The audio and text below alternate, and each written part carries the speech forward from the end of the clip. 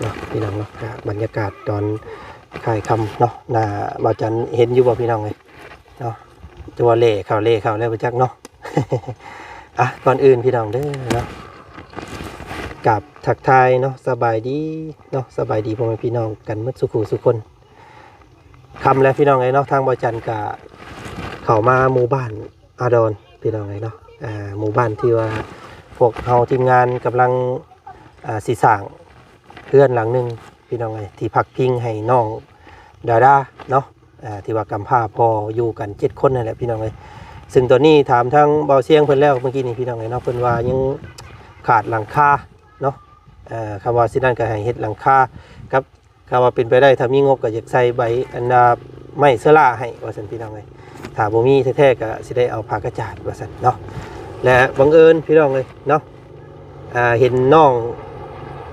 สาวผู้หนึงอันว่าที่ว่าเป็นล่ามให้เบาเสียงเพิ่นนั่นแหละเนาะเพิ่นบอกว่ามีครอบครัวน้องผู้หนึงก็น่าสงสารคือกันว่าซั่นพี่น้องเลยน้องเป็นผู้หญิงเนาะซึ่งเพิ่นนั้นอาศัยอยู่สิว่าผู้เดียวกับแม่นเนาะสิว่าอยู่กับอ้ายกับแม่นแต่ว่าอ้ายก็เป็นวัยรุ่นนะพี่น้องเลยเนาะไปดินไปหัวก็บ่จักแหละเป็นผู้ชายว่าซั่นซะน้องเพิ่นน่ะเป็นผู้หญิงเนาะที่ว่าจันสนใจนี่ก็คือพ่อแม่เพิ่นนั้นถึกจับว่าซั่นพี่น้องเลยเนาะปัจจุบันนี้ก็อยู่ในผู้แหละรับใส่โทษอยู่ได้เฮ็ดให้น้องเพิ่นตอนนี้ก็อยู่ลำพังอะไรสมาลำพังเนาะพี่น้องเนาะเพื่อนก็ใกล้ๆกันก็เพื่อนน้องลาลาพี่น้องไงแต่ว่ามื้อนี้ก็ทางว่าจันสิเข้ามาสักถามเบิ่งเนาะเดี๋ยวก็สิให้ทางอันน้องอันอีหยังพี่น้องไงเพิ่นเอิ้นใกล้เนาะเป็นใกล้ให้ทางเขาบ่เสียงเขาบ่บุญเพิ่นล่ามเนาะ ใกล้คือว่าคือเป็นทางการโพดเนาะ ให้เพิ่นซอยเปว่าซั่นซะซอยเบิ่งว่าซั่นซะพี่น้องนะเดี๋ยวมาเบิ่งนํกันมาทำความรู้จักพี่น้องกันว่าเพิ่นเป็นจังไดเนาะสิเป็นตาสงสารซำใดก็เดี๋ยวติดตามเบิ่งนํกันพี่น้องเนาะไปทำความรู้จักกับน้องคนนี้นํกันเนาะเป็นกำพร้าพ่อแม่ถึกคุกว่าซั่นพี่น้องไปเข้าเบิ่งเข้าชมนี่พี่น้องเนาะทางน้องผู้นี้แหละที่ว่าแนะนำให้พวกเขามาสัมภาษณ์น้องน้อยเพิ่นเนาะโดยสบายดีอันนี้เห็นแต่ในคลิปของเขาบ่อเสียงเพิ่นเนาะเจ้าเป็นล่ามให้เนาะ เจ้าคือว่าอันภาษาเฮาเก่งแท้เจ้าอันเฮียนบ่เฮียนอยู่แต่ว่าออกโดนเลยโอ้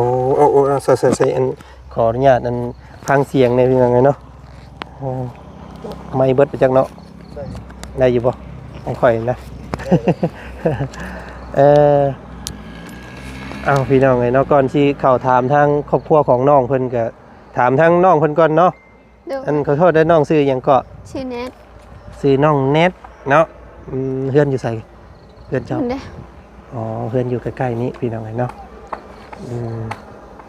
ก็อาสาให้น้องเพิ่นซอยเว้าซอยนี่เด้อเพราะว่าน้องๆเพิ่นอันบ่จันถามแล้วเมื่อกี้นี้แบบว่าแบบเว้าลาวได้แน่บ่ได้แน่เนาะก็เลยสิอาสาหาน้องเพิ่นซอยเนาะอันซอยบอกอันทางพี่น้องเพิ่นแน่เนาะว่าน้องเพิ่นนี่เป็นนี่ใดก็คือว่าพ่อแม่เพิ่นถูกจับบ่โดยมินเลยพ่อแม่เราถูกจับแล้วเราอยู่กับอายเพิ่นจับเราจะโดนนะบ่พ่อแม่เรา2 ปีหรือว่า3 ปีหลังนะประมาณ3 ปีแล้วบ่ว่าจักลืมเลยแต่ว่าโดนเลยแต่โดนแล้วเนาะโดนปัจจุบันกับน้องเพิ่นก็อยู่กับอ้ายแบบนี้เพิ่นอยู่กันจักคนก่อ2พี่น้องเนาะเป็นผู้หญิงผู้หญิงซ้ำๆบ่เจ้านี่อายุเรายังน้อยแต่ว่าโตก็ซ้ำข่อยแล้วบางทีก็ใหญ่กว่าอีกพี่น้องเนาะเจ้าจักปีเลยนี่19 ปีนี่19 ปีนี่แหละเนาะเขาทำเขาเฮียนอยู่บ่ออกแต่โดนแล้วเป็นจบพอได้คือว่าออกไว้แท้ป.5แต่ว่าบ่ที่จบ2เฮาเฮียนอยู่ป.5แต่เฮาบ่ได้เอาไปประกาศบริษัทเฮียนอยู่ออกกลางคันว่าซั่นซะโดยเนาะก็เลยบ่ได้ใบประกาศครับ โอ้พี่น้องไงเนาะคำหมูบอกนี่บ่ได้ว่าเพิ่นเป็นชนเผ่าได้นี่แต่ว่าเจ้าก็เป็นชนเผ่าบ่ ชนเผ่ารูนี่แหละ พี่น้องแต่ว่าเว้าสำเนียงคล้ายๆกับชุมเฮาเลยเนาะคือคล้ายๆแบบเราทางลุมพุ่นเลยพี่น้องไงเนาะก็ถือว่าน้องเพิ่นถือว่าสิแม่นเรียนหลายเติบอยู่ซั่นเนาะ โดย เอาน้องเพิ่นอยู่บ่ตอนนี้ อยู่เลยอยู่ เพื่อนเราบ่มืดแท้เนาะ บ่มีไฟ พาไปเบิ่งให้หน่อยหนึงพี่น้องไงเนาะเดี๋ยวแป๊บหนึงเอาเข่าให้น้องเพิ่นก่อนเอาเข่าก่อนแป๊บหนึงเด้อไปเนาะอุ้ยมันคือมืดแท้นี่เนาะโอ้ยมาค่ำพุ่นแล้วมื้อนี้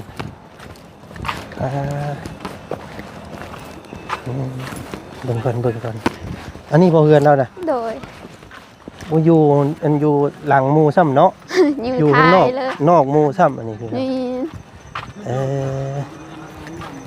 โอ้ยไฟเรามีบอกกลางคืนมา บ่มีแบบนี้เลย โอ้ มืดแบบนี้เลย คุณนี่บ่ โดย สบายดีน้องล่ะสบายดีแจ้งอยู่บ่เฮ้ย ตากล้องเขาบ่อยากเชื่อใจตากล้องปานใดได้อพี่น้องก็เบิ่งก่อนเนาะได้อยู่เนาะได้อยู่โอเคเนาะสบายดีกันอีกรอบหนึงเด้อเนาะ โดย ทุกคนอีหล่านี่บ่จะเว้านะ โดยคนนี้เลย ตัวนี้เนาะขอโทษน้องล่าอันอ้ายซื้อเบาจันเด้อเนาะอันอีหล่าซื้อหยังก็ ซื้อผัก ซื้อเอาเบาใหม่อยู่ ซื้อผัก พักกาดพักหยังนี่เบาพักใหม่นี้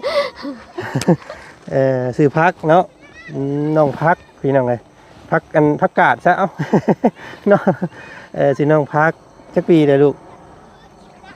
ไอ้12 ชื่อบ่ชื่ออยู่บ่ บ่จื้อ บ่ชื่ออยู่ซ้ำก็สิซ้ำกันกับน้องนี่เด้นี่เนาะซ้ำกับอันน้องเน็ตเด้นี่พี่น้องเอ้ย ลาสิใหญ่ก่อนเลย แล้วคนสูงเนาะ โดย อ้าวพี่น้องเอ้ยอันนี้บ่เฮือนเจ้าน่ะลูก โดย กลางค่ำกลางคืนก็อยู่มืดแบบนี้บ่พี่น้องเอ้ยเนาะปุ๊แต่ว่าหลังใหญ่อยู่เฮือนเราก็แต่ว่ามุงเป็นอันกระลุ่มเนาะบ้านเฮาตะกี้เนาะกระพุ้ยเพิ่นเอิ้นกระพุ้ยอันผ้าแหละเฮ็ดเป็นหลังคามันว่าซั่นซะเนาะโอ้ยอยากพาพี่น้องขึ้นเบิ่งเทิงเฮือนอยู่แต่ว่ามันมืดเลยเนาะ นี่ อย่าแล้วเอาเป็นมือใหม่ซะเดี๋ยวสิมาสอบถามคร่าวๆก่อนตาย่างลงอันใกล้บันไดเพิ่นก่อนเราเบิ่งเนาะนี่โอ้ยมืดเข้าพี่น้องเนาะบ่เห็นหยังเลยนี่ อยู่นี่แหละนะยืนอยู่พี่มาเป็นล่ามให้แน่เพิ่นเว้าภาษาลาวได้อยู่บ่ได้บ่ บ่ได้ ได้อยู่แต่ว่า เด้ มัน นี่ บ่ เว้า ห อยู่ ลายค่ะ เนาะอันนี้แล้วภาษาลาวเฮากัน อันอยู่กับไผกินข้าวแล้วมื้อนี้ กินแล้ว กินแล้วเนาะข้าวมีกินบ่ข้าวยังมีบ่ ยังมีอยู่ อันเจ้าเฮ็ดให้เฮ็ดนาอยู่บ่ มีตาไทยแต่ตัวเป็นบ่แล้วบ่ได้เฮ็ดหยัง อ๋อเพิ่นบ่ได้เฮ็ดนาเนาะ โดยบ่มีดินเด้ อันข้าวเจ้าเอามาใส่สรุ เขาให้คิดเอาแม่พักไงมันเข้าใจโดยอะไร เอาบ่อายเนาะเดี๋ยวเราเบาอันมาถามมื้อนี้อ้ายก็มีข้าวนี่เนาะข้าว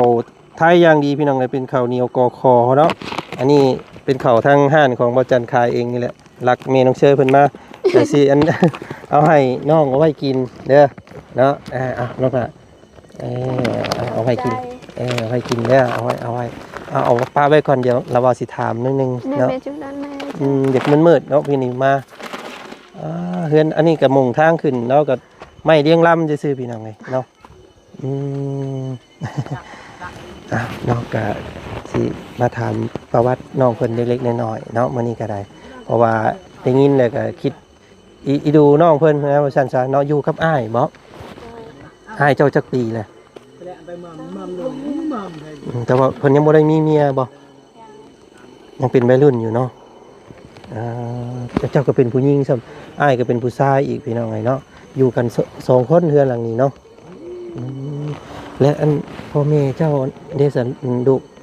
พ่อแม่ฮะเอาบอกมาเลยว่าเป็นยังไงมาเพิ่น อย่าตั้งคนจิต เพิ่น ตั้งนะ เพิ่นถูกจับบ่ โดย อ๋อไปอันเพิ่นอันถึกจับไปดนแล้วบ่ลูก โดนแล้ว จักปีเลยฮู้บ่จักปีเลยบ่ฮู้ซ้ำเอ้าเจ้าก็คือใหญ่เติบเลยสิว่าบ่ฮู้อยู่ฮอดได้บ่3ปี2ปี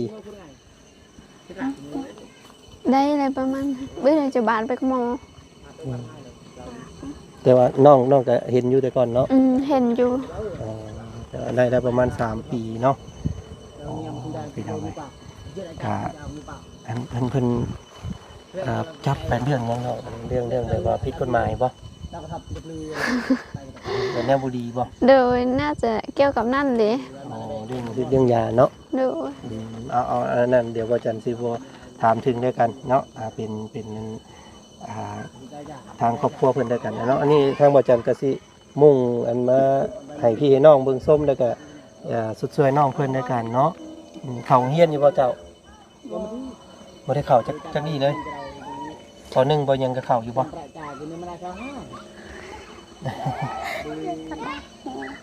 เคยเข้าอยู่แต่แบบอยู่คนเดียวเนาะ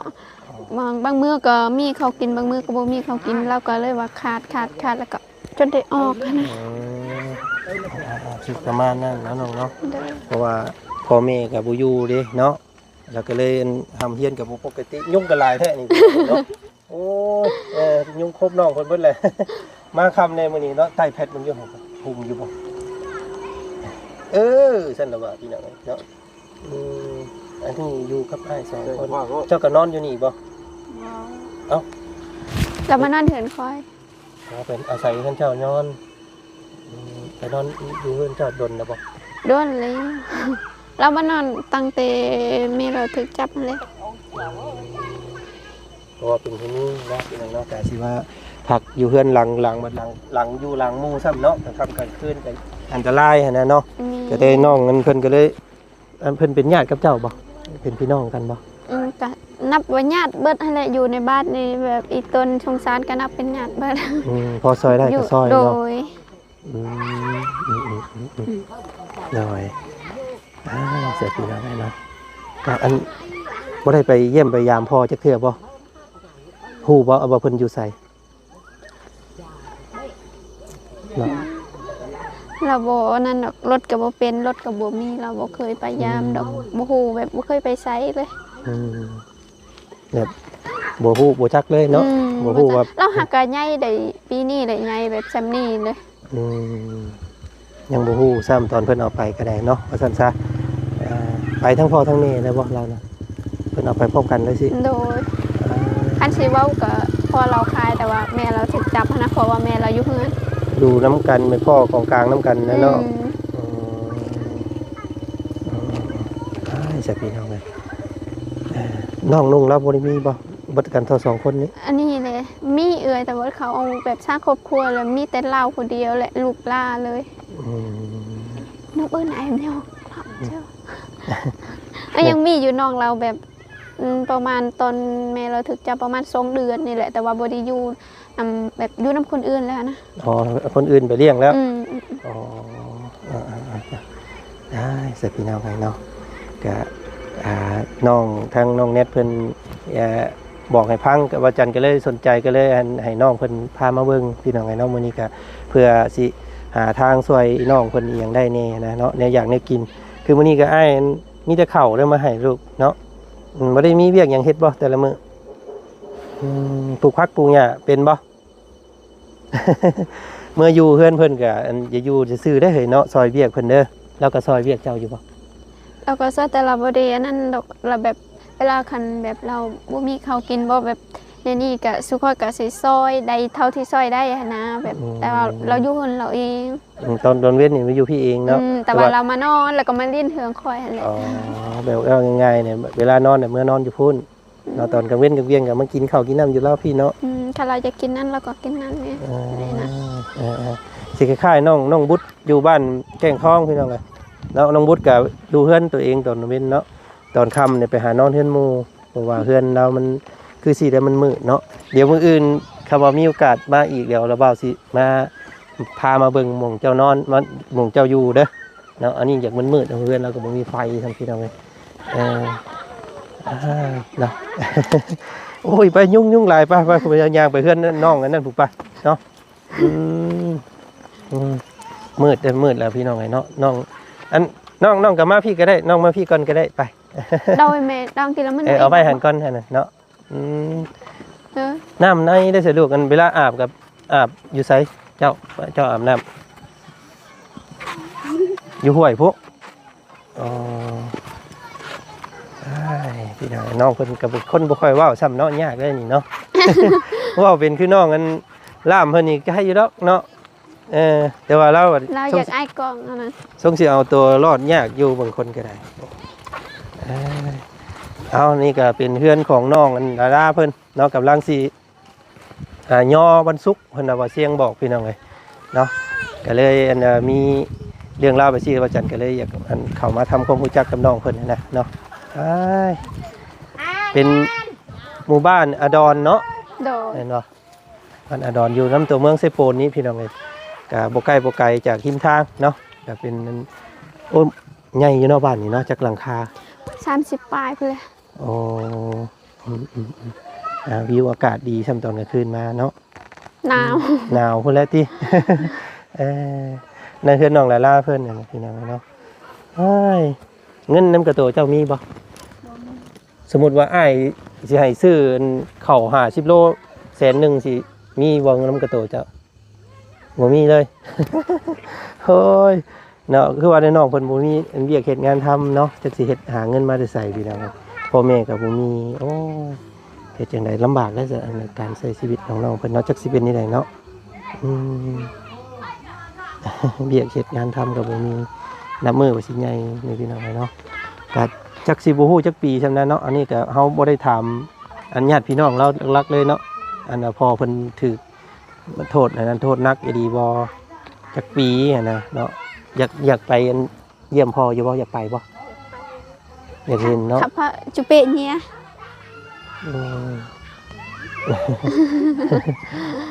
อยากเห็นแม่เนาะอยากเบิ่งอยากไปเยี่ยมแม่อยู่แต่ว่าบ่จักทางไปเนาะ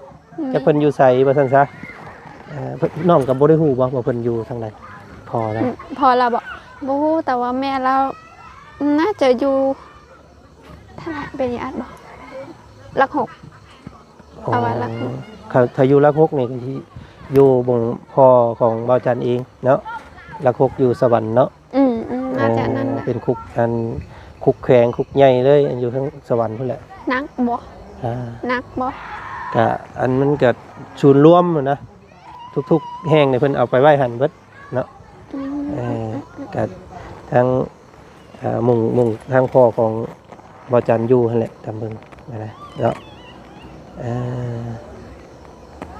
ก็ยังบ่มั่นใจเนาะคาดเบิ่งซื่อๆเนาะบ่ฮู้เลยแต่บ่เคยไปยามนี่อันแม่เจ้าชื่อหยังชื่อบ่ตั้งบ่ชื่อแม่ตัวเองครับเอ้าเนาะไปลงอยู่ทั้งอื่นเพิ่นถามแม่เจ้าชื่อหยังก็บ่จักแล้วนี่บ่รู้ พ่อได้บ่ฮู้บ่ชื่อพ่อบ่ชื่อพ่อชื่อแม่ซ้ำยากแล้วซั่นนี่พี่น้องเนาะเอาจังได๋ครับอยู่น้ำน้องเพิ่นเด้อเอิ้นเราเอื้อยเด้อเนาะเอิ้นเจ้าเอื้อยเนาะอยู่น้ำเอื้อยเพิ่นเด้อเนาะกลางค่ำกลางคืนสิก็ไปดินไปแอนก็จังมารับมานอนน้ำเพิ่นเนาะอยู่น้ำเพิ่นนอนน้ำเพิ่นนั่นแหละแต่กลางเว้นกลางเวียงก็หากินข้าวเองเนาะถ้าง่ายก็บ่มีหยังให้ซ้ำมื้อนี้มามีแต่ข้าวแล้วอันไม่นึ่งกินเด้อเนาะได้จักมื้อสำนั้นได้จักมื้อประมาณจักมื้อได้กินผู้เดียวกับผู้เปลืองนอกเนาะว่ามันว่าเป็นกินผู้เดียวกับอ้ายนั่นแหละว่าซั่นซะอ้ายก็เป็นวัยรุ่นเนาะแล้วแต่เพิ่นสิไปหาเบี้ยงหางานบางมื้อมาบางมื้อบ่นั่นแหละอันนี้พี่น้องเอาอันใส่เงินเป็นบ่ใส่เป็นอยู่บ่เงินนี่เนาะใส่เงินบ่ใส่เป็นนี่ อันอยากได้หยังเจ้าอันโกหมู่ในเฮือนมาปิ่นหน้ามาพี่นะโอ้ยหมอเลย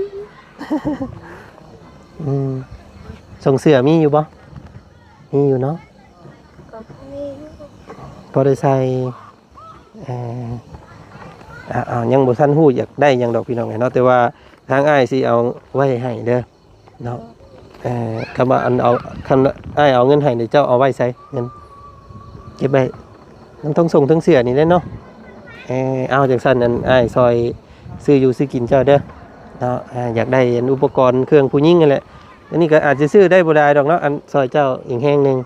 100,000เด้อ ใจ เอาพี่น้องไงเนาะก็เห็นอะไรก็คิดเห็นเงาตัวเองนั่นแหละว่าจันก็ได้เนาะทรงซีแบบคิดฮอดพอคิดฮอดเมเนาะแม่ว่าเมอยู่ในหันเบิดทางบ่จันก็โอ้พี่น้องไงเนาะสุดเซนจะอยากซอยเพิ่นอยากให้เพิ่นออกนะเนาะแต่ว่าก็จนบ่ทวงบ่ทันว่าซั่นซะว่าจันก็ได้ก็เลยอันซอยเจ้าเด้อเนาะสู้ๆเนาะหาถามเบิ่งหาสืบเบิ่งน้ำป้าน้ำลุงเนาะพออยู่ใสเถื่อไปเยี่ยมได้สำหรับไปเยี่ยมมีโอกาสไปเยี่ยมไปยังเพิ่นเนาะอยากเห็นเพิ่นอยู่เนาะอยากรู้ว่าเพิ่นสบายดีบ่เนาะอันสมมุติว่าพ่อแม่เจ้าเบิ่งซ่องของข่อยอยู่ตอนนี้เจ้าอยากเว้าหยังเพิ่นบ่นี่เพิ่นนั่งเบิ่งนี่เว้าถึงแม่แน่เนาะกินฮอดแม่เด้อซั่น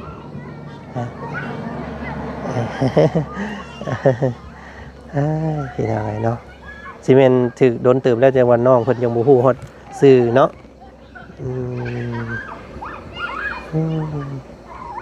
เอ้าอาบน้ำแล้วมื้อนี้ยังอยู่โอ้ยังบ่ได้อาบซั่นจักซั่นมื้อนี้พี่น้องไงนอนหนาวซั่นค่ำได้นี่ทั้งเจ้าได้อาบแล้วอาบแล้วเรียบร้อยแล้วแบบนี้เนาะคน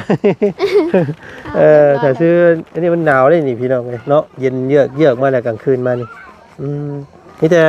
หามุงรับมุงนอนสายเด้อสมื้อนี้เดี๋ยวมื้อหน้ามีโอกาสเดี๋ยวสิแวะมาหาใหม่เนาะน้องยังก็บอกป้าลุงอยู่นางพักผักกาดเนาะผักกาดโอเค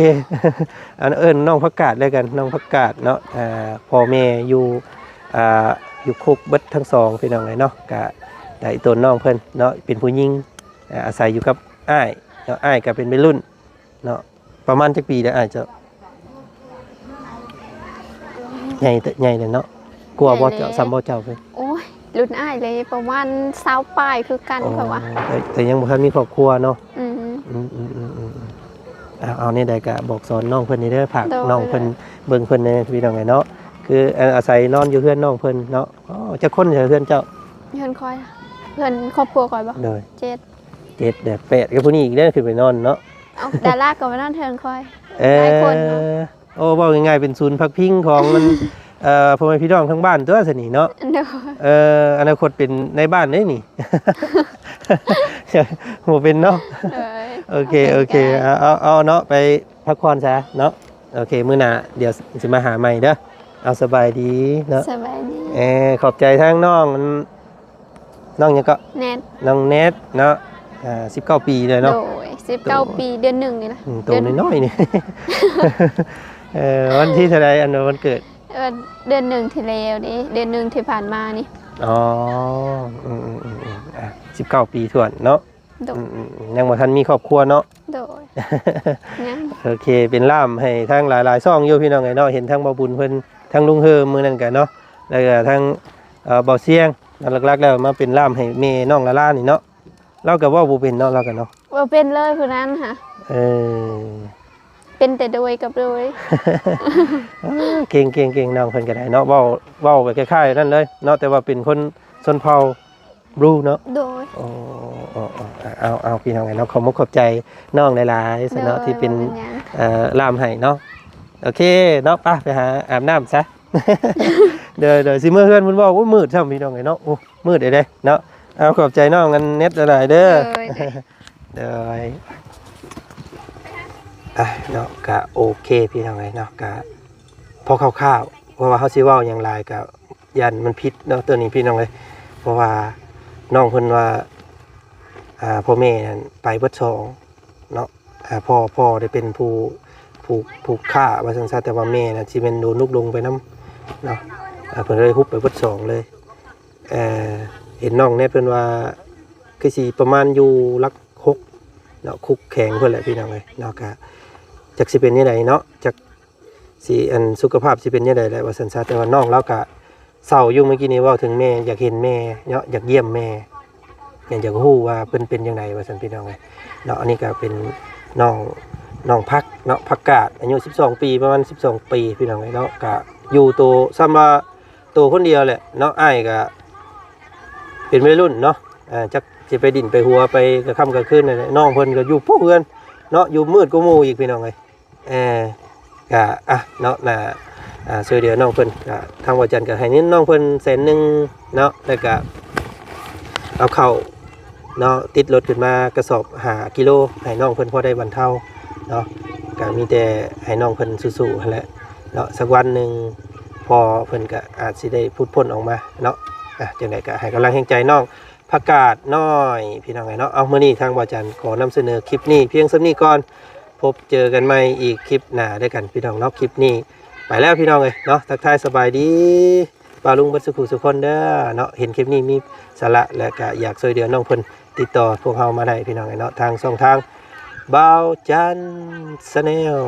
ไปเนาะ